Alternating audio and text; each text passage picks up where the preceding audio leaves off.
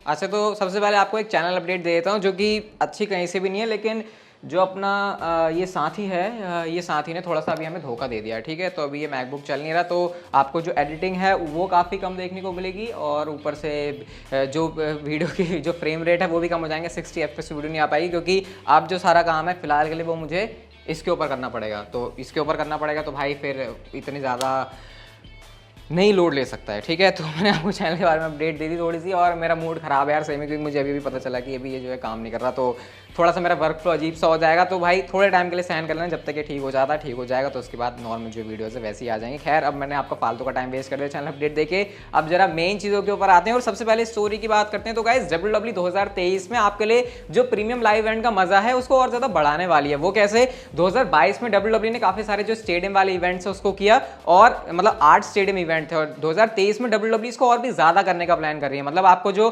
Mostly premium live events देखने को मिलेंगे वो स्टेडियम से होंगे, ऐसा WWE सोच रही है। और आई थिंक कहीं ना कहीं WWE ने जो PPV को, पे पर व्यू को प्रीमियम लाइव इवेंट में चेंज किया, उसको कहीं ना कहीं वो जस्टिफाई भी कर रहे हैं, क्योंकि वो ज़्यादा से ज़्यादा जो है चीज़ें स्टेडियम के अंदर करवाना चाह रहे हैं। और इसके पीछे जो निक खान का आइडिया है वो ये है कि देखो, जब हम ये नहीं कह रहे, हमारा ये मानना नहीं है कि हम 50-50 हज़ार से ज़्यादा ही हमेशा क्राउड भरेंगे, लेकिन अगर कैपेसिटी 15,000 14,000 ना होके 30,000 के आसपास होती है तो फिर जो साइज है इवेंट का वो बड़ा लगता है, पेपर व्यू ज़्यादा मेजर लगता है, प्रीमियम लाइव इवेंट ज़्यादा मेजर लगता है। तो ये WWE के कुछ ऐसे प्लान्स हैं। तो मतलब अब आने वाले टाइम में जो है आपको बड़े बड़े शोज़ की फील आने वाली है, चाहे वो पेपर व्यू छोटा ही क्यों ना हो। तो ये जो मज़ा है वो आपको 2023 में देखने को मिलेगा, ऐसा WWE प्लान कर रही है। अब देखो, गंथर जो है विंस मैकमैन के बारे में एक बात कहते हैं। आपको पता है जो गंथर है, उनका चॉप वॉल्टर है, जो उनका चॉप वो कितना ज़्यादा फेमस है, यूके से वो लेकर आए, यूके में उन्होंने काफ़ी इसको किया, NXT के अंदर भी हम लोगों ने देखा।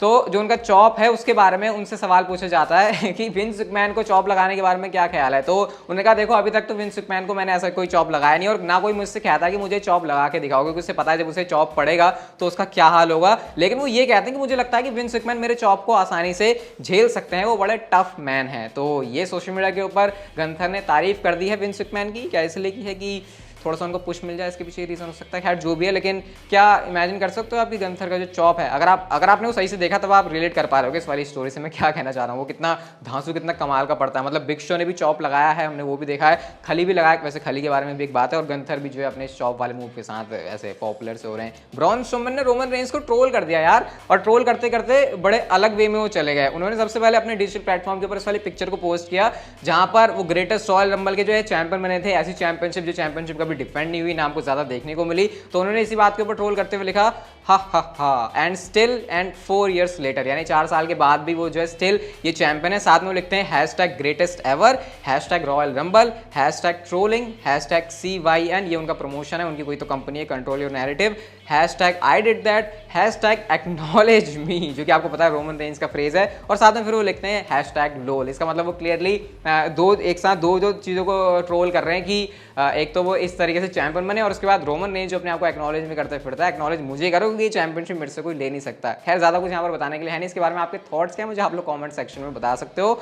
ग्रेट खली के बारे में MVP ने कुछ ऐसी बात बोली जो कि डेफिनेटली हम इंडियंस को और ग्रेट खली के फैंस को पसंद नहीं आने वाली। अब उन्होंने ट्विटर के ऊपर क्या ट्वीट किया आप लोग देख सकते हो उसमें और आपके स्क्रीन के ऊपर, कि अगर if you compare the not so great खली, मतलब अगर पहले तो वो ग्रेट खली को ग्रेट खली नाम से भी नहीं बुला रहा है, वो कह रहे वो ग्रेट नहीं है, वो सिर्फ खली है। अगर तुम उसको कंपेयर करते हो जायंट ओमोस से तो तुम इडियट हो हाईएस्ट ऑर्डर के। मैं दोनों बंदों के साथ रिंग में रहा हूं, मैं इस चीज में जो है I am an expert in this craft. Omos की जो पोटेंशियल है वो काफी ज्यादा है, वॉच हाउ आई मूव। अब MVP ने अलग से इस वाले ट्वीट को किया उस टाइम पर जब आपको पता है कि कंपैरिजन चलते हैं, जब भी जायंट्स की बात आती है WWE के अंदर तो ग्रेट खली को भी उस लिस्ट में रखा जाता है। और ऐसे इवन बहुत सारे मैंने यूट्यूब के ऊपर वीडियोस देखी हैं जहां पर ओमोस एक जगह खड़े, एक जगह खली खड़े हैं, और उन पे भाई मिलियन में व्यूज। हाँ यार सही आइडिया याद है, इसके थंबनेल में मैं कुछ ऐसे ही करूंगा भाई, हर कोई मजा लूट रहा है, मुझे लूटने यार थंबनेल पे खली और ओमोस को आमने सामने लगा के। तो पता नहीं लग पाएगा नहीं, क्योंकि अभी मेरा जो है डिवाइस वो सही चल नहीं रहा, बट जो भी है। बट हाँ, ये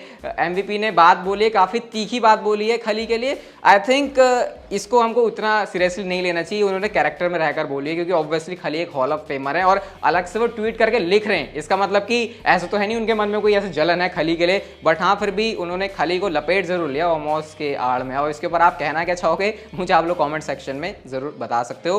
रायबैक के बारे में बात करते हैं। रायबैक का सीन जो है काफ़ी अटपटा सा रहता है सोशल मीडिया के ऊपर। वो हमेशा ये कहते हैं कि यार उनकी जो रीच है वो WWE ने रोक कर रखी हुई है। इवन मैं ये भी देख रहा था कि WWE उनके घर पे नोटिस भी भेजा हुआ है कि तुम रायबैक, फीड मी मोर, इन सारे फ्रेजेस का, इन सारे वर्ड्स का यूज मत करो, क्योंकि ये हमारे जो है खुद की इंटेलेक्चुअल प्रॉपर्टी है, ऐसा वो कहते हैं।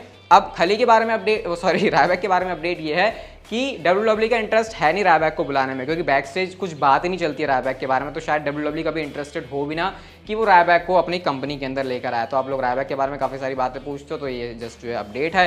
हाँ, दूसरे प्रमोशन के अंदर शायद वो लैंड हो सकते हैं। इवन अब जितना मुझे पता है शायद वो पूरी तरीके से फिट भी हैं, जिस तरीके से मुझे उनके अराउंड चीज़ें पता लगती हैं। तो देखते हैं उनका नेक्स्ट मूव क्या होता है। हाँ, डेफिनेटली प्रो रेसलिंग के अंदर रायबैक एक बिग डील है, बट वो किस कंपनी के लिए जाते हैं वो हमेशा एक क्वेश्चन रहेगा। एक और नाम WWE ने, विंस मैकमैन ने चेंज कर दिया, और यह है टोमासो ciampa का। टोमासो ciampa के नाम से अब तक हम लोग उन्हें जानते थे, लेकिन अब उनको जानेंगे सिर्फ उनके लास्ट नेम से, क्योंकि उनका भी जो फर्स्ट नेम है, जैसे ऑस्टिन थियरी का उड़ाया वैसे ही टोमासो का भी उड़ा दिया। टोमासो उनका रियल लाइफ का भी नेम है, बट उसको जो है हटा के उन्होंने सिर्फ उस नाम को जो है ciampa कर दिया। अब इसमें क्या ही अलग बताऊं, पहले तो हंसी आती थी कि WWE नाम को ऐसे शॉर्ट क्यों कर देती है, बट अब तो आपको पता है ये हमेशा का ही हो गया। आपको ऐसा लग रहा है कि मैं क्यों पूछ रहा हूँ, तो भाई AC की कूलिंग चालू नहीं है अभी, तो आज का तो भाई बहुत ही मैस वाला गड़बड़ वाला मामला चल रहा है मेरा।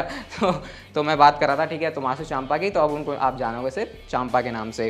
चलो, WWE एक रैंकिंग सिस्टम लेकर आने के बारे में सोच रही है। आपको पता है WWE के अंदर एक पावर रैंकिंग्स हुआ करती थी, जहां पर अभी से आई थिंक 2-3 साल पहले होती थी शायद, हाँ, वो WWE ने करनी बंद कर दी, जहां पर WWE क्या करती थी, एक हफ्ते के अंदर जिन जिन सुपरस्टार्स की परफॉर्मेंस तगड़ी है उस हिसाब से उनको रैंक किया जाता था कि इस हफ्ते किस सुपरस्टार ने ज्यादा इंपैक्ट डाला है। लेकिन अगर मैं आपको AEW के हिसाब से बताऊं तो उनकी भी एक रैंकिंग चलती है, बट ये रैंकिंग बिल्कुल डिफरेंट है। वो विन लॉस सब कुछ काउंट करते हैं, और वो कितना बढ़िया है AEW के अंदर इस सीन की, जिस सुपरस्टार की रैंकिंग, मतलब जो सुपरस्टार रैंकिंग्स में अच्छा कर रहा होता है उस हिसाब से, जैसे विन लॉस उसके कैसे उस हिसाब से, और फिर वो मैटर करता है कि वो स्टोर लाइन में आगे जाएगा या फिर नहीं। मतलब जैसे अगर किसी का विन लॉस रिकॉर्ड अच्छा है, उसकी रैंकिंग बढ़िया चल रही है, तो AEW के अंदर उस सुपरस्टार को पुश देते हैं, बड़ी अपॉर्चुनिटी के लिए डालते हैं, बड़े टाइटल्स के लिए डालते हैं, या फिर चैंपियनशिप वाली फ्यूड में डालते हैं। तो ये मुझे कॉन्सेप्ट काफी अच्छा लगा। और WWE भी एक सर्वे कर रही है जहां पर पूछते हैं कि क्या उनको जो ये रैंकिंग सिस्टम है ऐसा कुछ देखने में फैंस इंटरेस्टेड हैं। तो ये सर्वे शायद हमको ये बता दें कि WWE बहुत जल्दी एक रैंकिंग सिस्टम लेके आ सकती है। अगर वो ला रही है तो ये कुछ AEW जैसा अगर होगा तो बढ़िया है, क्योंकि अगर ये पावर रैंकिंग लेके आता तो तुम हमको ये बता रहे हो कि सबसे किसका इंपैक्ट था, भाई वो तो हमें भी दिख रहा है किसका इंपैक्ट था, तुम क्या बता रहे हो, हम तुम्हें बता रहे थे कि किसका इंपैक्ट था, हमें क्या पसंद आया, तुम हमें क्या बता रहे हो। तो अगर कुछ ऐसे AEW जैसा रैंकिंग सिस्टम लाती है WWE, तो आई थिंक वो एक सही डील हो सकती है। बाकी अगर ये पहले जैसे पावर रैंकिंग लाते तो उसमें कोई इंटरेस्ट नहीं है। ड्रू मैकिंटायर का गोल क्या है इस समय WWE के अंदर, बहुत बड़ा उन्होंने स्टेटमेंट दिया, और जैसे कि आपको पता ही है कि Roman Reigns and Drew McIntyre की राइवलरी जो है आपको स्मैकडाउन के एपिसोड से देखने को मिलेगी। क्यों कह रहा हूं, वो वीडियो आप लोग पिछली स्मैकडाउन की जो मैंने रिव्यू वीडियो बनाई है उसको जाके देखना, उसी के अंदर मैंने आपको सब कुछ बता दिया, एंड आई थिंक वो स्पॉइलर है, हाँ स्पॉइलर है। तो ड्रू मैकिंटायर ने ये कहा कि मेरा गोल पता है क्या है, मेरा गोल है WWE चैंपियनशिप, मेरा गोल है यूनिवर्सल चैंपियनशिप, और मेरा गोल है रोमन रेंस। इस समय उन्होंने कहा WWE के अंदर मेरे सिर्फ 3 गोल हैं, और उनको अचीव करने के लिए मैं जा रहा हूं। कहीं ना कहीं तीनों गोल एक ही रास्ते से होते हुए जाते हैं, क्योंकि अगर वो WWE चैंपियनशिप के पीछे भाग रहे हैं तो भी रोमन रेंस, यूनिवर्सल चैंपियनशिप के पीछे भाग रहे हैं तो भी रोमन रेंस, अगर रोमन रेंस के पीछे भाग रहे हैं तो भाई वो दो चीजें अपने आप ही खुद से सामने आने वाली हैं। तो ये मुझे लगता है काफी ग्रेट राइवलरी होने वाली है मैकिंटायर एंड रोमन रेंस की। लास्ट टाइम हमने चैंपियन वर्सेस चैंपियन वाली इनको फ्यूड के अंदर देखा था, और वहां पर भी ड्रू मैकिंटायर हारे थे, बट वैसे नहीं जैसे रोमन रेंस हराने के लिए जाने जाते हैं। मतलब वो काफी स्ट्रॉन्ग तरीके से, जैसे रेसलमेनिया के अंदर हरा के आए थे, वैसा कुछ हमने यहाँ पे सीन जो है देखा नहीं था। मतलब रेसलमेनिया में, मतलब मैं एज और डैनियल ब्रायन वाली उनकी विन की बात कर रहा हूँ, क्योंकि मेरे ख्याल से वो रोमन रेंस की एक बहुत तगड़ी वाली विन थी। तो उस तरीके से तो नहीं हराया, बट हाँ अब देखते हैं क्या रोमन रेंस करते हैं मैकिंटायर के सामने। और मैकिंटायर अब पहले से काफी इंप्रूव हो चुके हैं, तो इस वाली राइवलरी को देखने में मजा आएगा। अगर आपको इस वीडियो को देखने में मजा आया तो लाइक शेयर सब्सक्राइब कर देना। अगेन यार थोड़ी सी वीडियो ऊपर नीचे होगी तो उसको कुछ टाइम के लिए एडजस्ट कर लेना, and see you guys in my next video.